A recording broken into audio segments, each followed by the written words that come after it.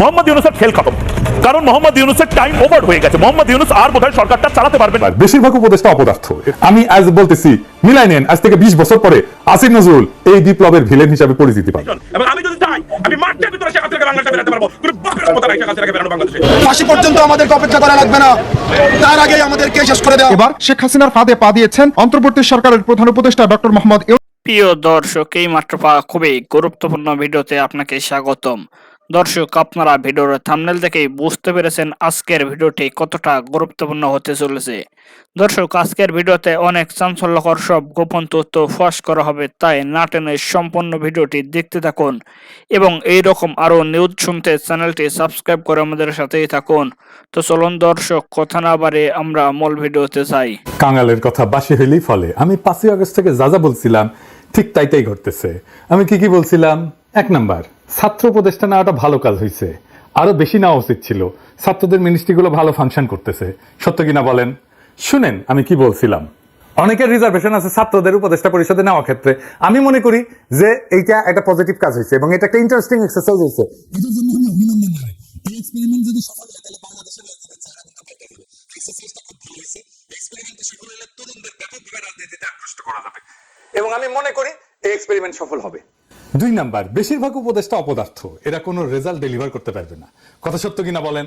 অপদার্থ এবং অথর্ব, জরাজীর্ণ, জীর্ণ শীর্ণ, বুইরা খাটাস। কেউ তাদের চাকরি দিত কিনা বলেন? কোন প্রতিষ্ঠানে তারা চাকরি পেত?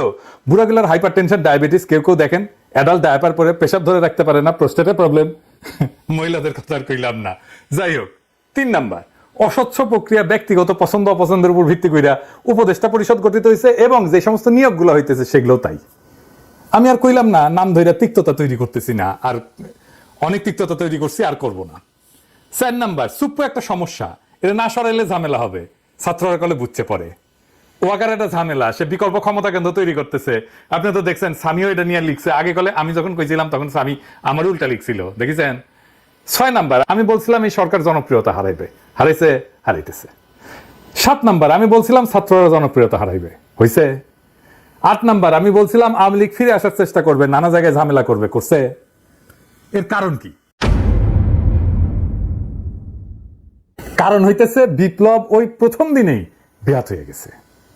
বিড়াল মারতে হয় প্রথম রাতেই। আর এই বেহাত করার 2 কারিগর হইতেছে ওয়াকার আর আসিফ নজরুল। ওয়াকার তো বিপ্লবের স্টেক হোল্ডার না, কিন্তু আসিফ নজরুল নিজের হাতে পুরো জিনিসটা ধ্বংস করে দিছে, মনের মাধুরী মিশায় ধ্বংস করেছে আর কি। আমি আজ বলতেছি, মিলাই নেন, আজ থেকে 20 বছর পরে আসিফ নজরুল এই বিপ্লবের ভিলেন হিসাবে পরিচিতি পাবে। আজকে সেজন্য সিল মারলাম না, আপনারা মাইরা নিয়েন 20 বছর পরে। সিলটা সেদিনই মাইরেন। আসিফ নজরুল পুরো বিজয়টাকে বাঙ্গু এলিটদের হাতে তুলে দিছে। তার প্রিয় প্রথম আলো, ডেইলি স্টার এই গ্রুপের কাছে। তাই বশিরেরা উপদেষ্টা হয়, যারে daily star business person of the year পুরস্কার দেয়। ফারুকি, যারে নিয়ে প্রথম আলো কয়েকদিন আগে একটা বিশাল স্টোরি ফান্দে উপদেষ্টা হওয়ার আগে, এটা দেখানোর জন্য যে সে এই কালচারাল এরিয়া কন্ট্রোল করে। এখানে কালচারাল এরিয়ায় যারা শেঠ তারা সব তার ভাই বেড়াদার, এবং ভাই বেড়াদার বলে একটা গ্রুপ আছে, সেটা ফারুকির গ্রুপের ওই সোভিয়াল গ্রুপের লোকজন যারা ফারুকির সাথে কাজ করেছিল, বুঝছাও? ফারুকিরা নিয়ে যখন চারিদিকে হাউ কাউ লেগে গেছে, তখন ফারুকিরা অভিনন্দন জানায় কে কি কইতেছে তাই নিয়ে প্রথম আলো নিউজ করেছে, দেখেছাও? তো কর কইবি তো, তোর নয়া বাল গজাইছে, আয়নায় তো দেখবই। কিন্তু ফারুকির নিয়োগ নিয়ে জনমানুষের মনে যে বিক্ষোভ, তার নিউজ দেখেছেন প্রথম আলো, ডেইলি স্টার, কোথাও দেখেন নাই। এইভাবে আপনার কণ্ঠস্বরকে সে নাই করে দেয়, চাইপা ধরে, বুঝছাও? এটাই হইতেছে প্রথম আলো, এটাই হইতেছে ডেইলি স্টার। তারিখটা দেখান ডেইলি এডিটর সাহেব। এবার দেখেছেন তো, বুঝেছেন তো যে ফারুকির এইটা, বশিরের এইটা, এটা প্রথম আলো ডেইলি স্টার গ্রুপের একটা concerted effort, very meticulous plan, বুঝছো? তারপরে কি হয়েছে? আরে একটা কাম হয়েছে। কামটা কি? গোলাম মুর্তজা ওয়াশিংটন আর আকবর হোসেন লন্ডনে স্পেস মিনিস্টার পদে যাইতেছে, নিয়োগ পাইছে, দুটো ডেইলি স্টার। এখন আমার ক্ষুদ্র ভাতার ভগিনীরা কইবে যে দাদার মাথাটা গেছে, সব জায়গায় খালি ডেইলি স্টার দেখেন। গোলাম মুর্তজা না ডেইলি স্টার বুঝলাম, আকবর কেমনে ডেইলি স্টার? ওই তো বিবিসি, তাই না? আমার ক্ষুদ্র ভাতা এবং ভগিনীরা, ওরা যে এই পুকুরে সাঁতার কাটে না, আমি সেই পুকুরে ছিল।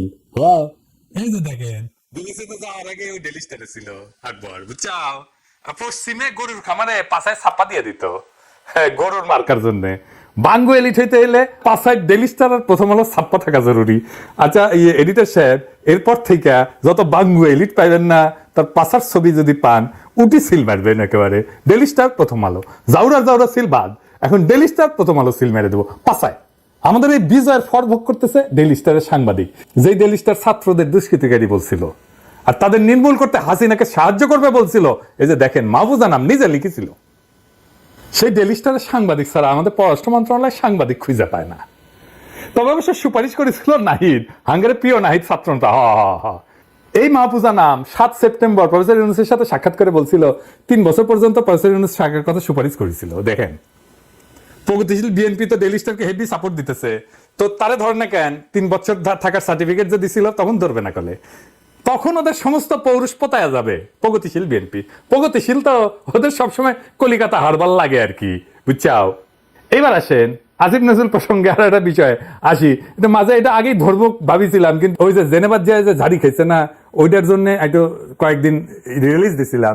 তবে আসিফ নজরুল কয়ে রাখি, ওইটার প্রতিশোধ করলে আমিই নিমু। ওইটা ওই যে আপনারা যেটা করেছিল না, ওটা প্রতিশোধ আমি নিমু। আমি প্ল্যানিং হচ্ছে, যাই হোক ওইটা পরে আসিছি। তো যাই হোক, সে কইছে কি আমাদের নাকি ধৈর্য কম। শুনেন, কইছে ধৈর্য কম। একটা হলো আমাদের একটু ধৈর্যের অভাব আছে। আমি ফাহাম আব্দুল সালামের একটা অসাধারণ স্ট্যাটাস দেখলাম। তার স্ট্যাটাসে সে লিখেছে, দুঃসময়ে আমরা বছরের পর বছর অপেক্ষা করি, ধৈর্য ধরি 16টা বছর এই দেশের 90% মানুষ ধৈর্য ধরে বসেছিল, কারোর মধ্যে যন্ত্রণা দেখি নাই, অনেকের মধ্যেই দেখি নাই। তো তখন এত ধৈর্য ছিল আমাদের, এত এরকম একটা ফ্যাসিস্ট রেজিমকে বছরের পর বছর আমরা ধৈর্য ধরে অপেক্ষা করলাম। এখন আমাদের একটু ধৈর্যটা একটু রাখতে হবে। আসিফ নজরুলের ভাগ্য আসলেই ভালো যে আমি উপদেষ্টাদের গালি দিব না প্রতিশ্রুতি দিছি, নাইলে এমন একটা গালি দিতাম না। আজকে গালির দুঃখে বাসায় গিয়া বালিশ বুকে চেপে কাঁদতে সারাদিন।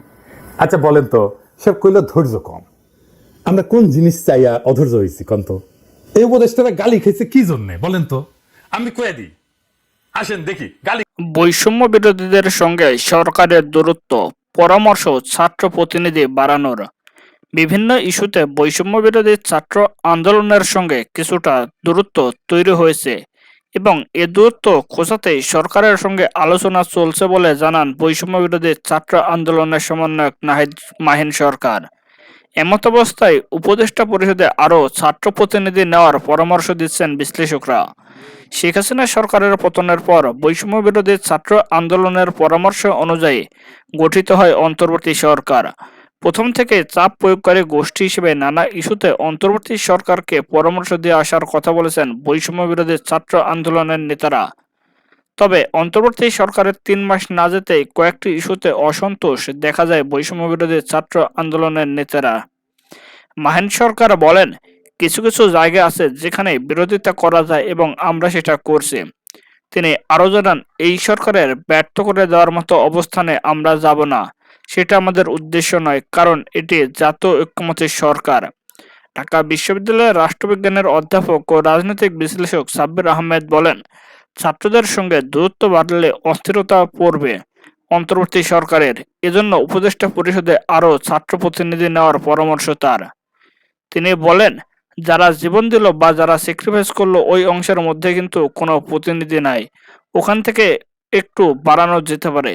এছাড়াও প্রথম সারির যে কজন আছে এখান থেকে একটু বাড়ানো যেতে পারে।